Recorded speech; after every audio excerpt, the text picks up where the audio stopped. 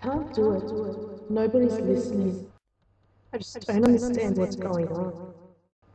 I just can't do it. Nobody understands what I'm going through. I've done this so many times before. Why does it feel different? Has it only been 5 minutes? I feel like I've been here for an hour. I feel so sick. I can't stop sweating. I'm so nervous. I don't know why. Nobody has so many times before. Why is this happening? I've done this so many times before. Why does it feel different? Why is this happening to me? Why is this happening to me? I just can't do it. Nobody has so many. It's only been 5 minutes. Why does it feel like I've been here? Why is this happening to me? I feel so sick. Did any of those previous statements sound familiar to you? Perhaps you yourself have experienced this or know somebody that has. When you have successfully completed a skill many times before, and then suddenly one day something stops you and you just can't even attempt the skill. My name is Pip, and I'm a student at UNE studying a Bachelor of Clinical Exercise Physiology. As part of my study in the subject of sports psychology, I have put together a short video about something that has affected me personally and now in the workplace.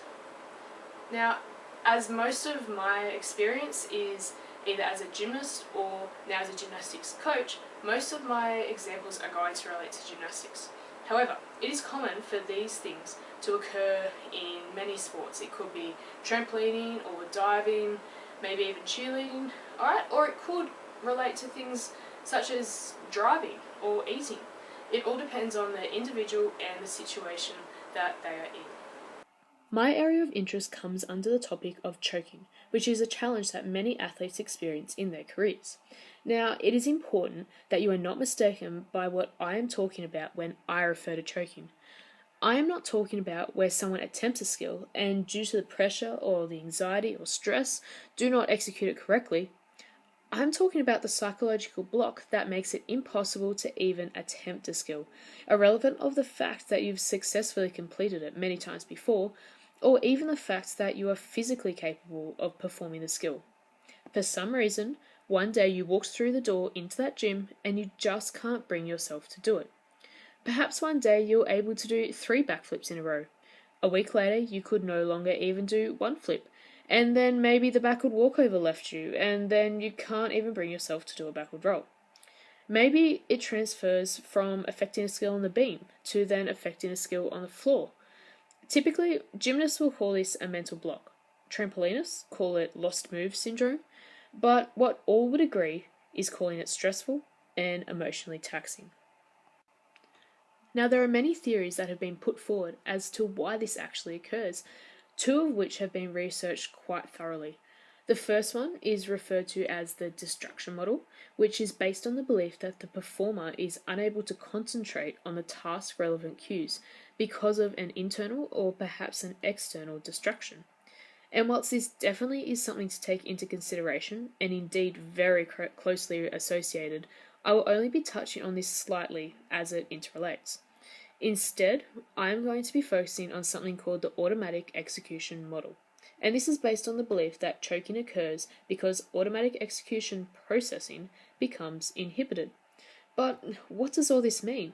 Well, let me take you back a step. Start from the beginning and describe what it feels like for a person who is experiencing this, and try to explain what is actually happening and why. So what does it mean for your automatic execution processes to be inhibited? Well, what we're talking about here is a mind-made obstacle, which is not always, but usually created from experiences in the past. Now, these experiences which make up the mental block are thoughts, feelings or emotions, mental images, memories, having a limited self-belief, and also physical sensations in the body. Now, you may begin to have sweaty palms, have a rapid heartbeat, feel like time is moving slowly, become anxious, irritated, or sometimes even become emotional. For example, perhaps someone is having difficulty attempting a backflip, even if they have done this skill repetitiously for years with ease. They may have had some fear or stress or maybe doubt or an uncomfortable emotion or feeling that came up during practice or prior to competition. Or maybe even something that has happened during their life that was completely unrelated to the skill, such as they moved away from home to a new town and they brought the anxiety and homesickness with them into the gym. With that feeling or emotion, the thoughts, the mental images, the body sensations, when they arose, they suppress the feeling, meaning that whatever they resist, they persist.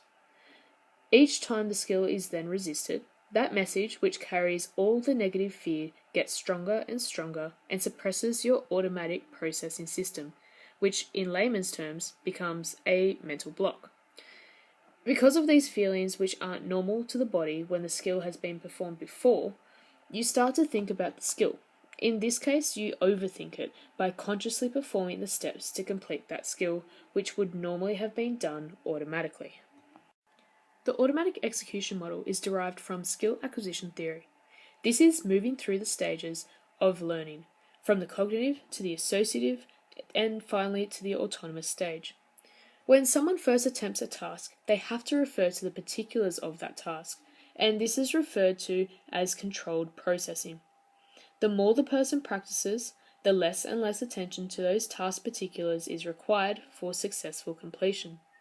When they have progressed through to the autonomous or the automatic stage of skill acquisition, they can perform the task without consciously controlling the steps that make up the performance.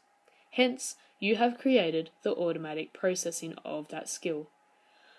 However, when the individual tries to consciously recontrol their skills, which may be caused because of a lack of self-belief or anxiety or whatever the reason is for them, disruptions of the automatic processing of that skill can occur. When situational demands such as pressure or even pressure from the coach at a not-so-serious training session are brought into the situation, it heightens self-awareness and individuals begin to think about how they are executing the skill, and then they attempt to control it with their explicit knowledge of its mechanics. And this is when it feels uncomfortable, because all of the sensations that you have previously felt that made you feel safe to complete the skill, which you learnt to do automatically, are no longer there. In mundane terms, you are overthinking the skill far too much because of reasons X, Y, and Z. So now that you know what it is there a way to fix this or stop this? Well, unfortunately, this is a really grey area of research, and it seems to come down to who you ask or what the personality of the individual is like. There is no appropriate model, unfortunately, that exists to reduce this from happening to athletes, and sometimes it can depend on which model you look at.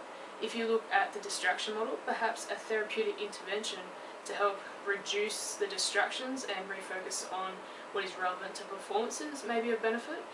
But sometimes if you look at the automatic execution model, it may be a case of focusing more on driving attention away from the aspects of the skills during performance.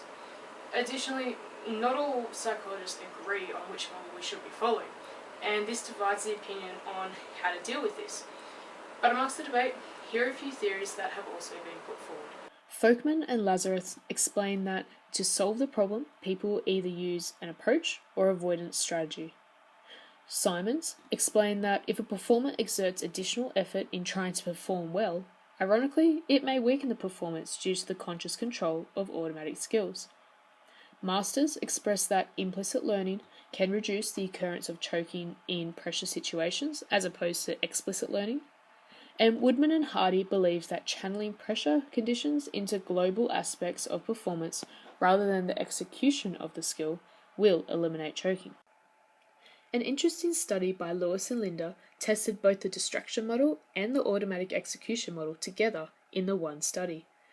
They manipulated an experimental situation to ensure that participants had to deal with an external distractor while performing a golf putting task. Half the participants were instructed to count backwards from 100 by twos whilst performing. Lewis and Linda hypothesized that if choking were due to the inhibited automatic processing, the addition of an external distractor would prevent the participants from focusing on skill execution, and hence they would be less likely to choke under pressure. If choking, however, was due to distraction, then the addition of an external distractor would result in choking effects under pressure. Lewis and Linder found that distraction manipulation only impaired performance in low-pressure conditions, whereas participants who were required to use the counting distraction improved their performance in the high-pressure conditions. They explained that the counting utilized attentional resources that prevented attention from shifting focus to execution processing, so participants continued to employ automatic processing and performance levels were maintained. Lewis and Linder have argued that although performance pressure can induce distraction, performance pressure may also stimulate athletes to try harder to perform well. Thus, both distraction and trying hard may be relevant to explain choking. Now, with both these models being so closely related, it has really divided psychologists on their opinions and how to cope with such an issue. Now, whilst I'm not the most qualified person to deal with this sort of question and to answer this appropriately, it's quite apparent that research hasn't settled this debate either. Now, there are numerous blogs and YouTube channels and web pages and forums that discuss this extensively. And whilst this might not be the most scholastic place to get advice, right about now that's the best that we have. And it might just give you something that can help you deal with the problem that you're having or someone that you know, just until we find some solid research. Because really, what have you got to lose? After all, more or less, it's all in your mind anyway, isn't it?